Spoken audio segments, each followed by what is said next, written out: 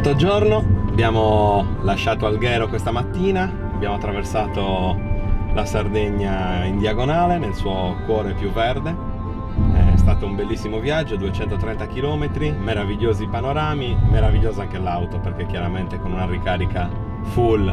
di Villa Lastronas è stato tutto più facile. È stato un aperitivo, quello di ieri sera al Villa Lastronas, che ci ha veramente fatto capire che basta poco perché le persone approccino gli argomenti che stiamo portando in modo sereno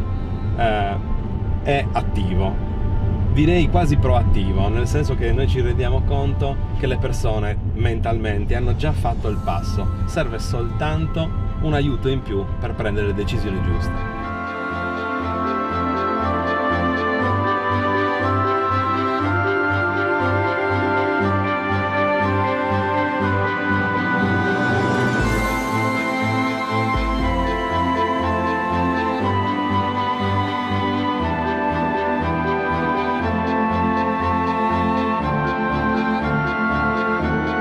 Siamo già da circa 10 anni un albergo, possiamo dirci, ecosostenibili, perché oltre a essere certificati Ecolabel EU, proprio quella europea, stiamo molto attenti a tutto ciò che sono consumi, riusi, ricicli e risparmi soprattutto. Tutta la vostra iniziativa praticamente fa parte ed è congeniale alla nostra gestione.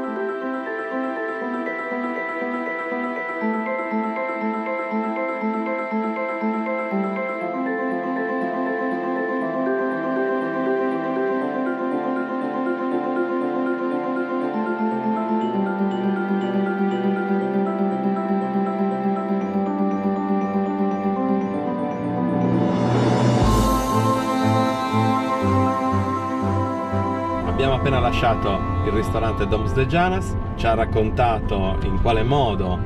approcciano il sistema di rispetto ambientale che li ha visti premiati in diverse occasioni, ci ha raccontato una ospitalità in Sardegna diversa da quella che siamo abituati a vedere. Ora ripartiamo alla volta di Arbatax Park and Resort, dove ci faranno vedere una Sardegna un po' diversa, ci faranno vedere un'isola nell'isola, perché sarà un'isola verde all'interno di un'isola blu.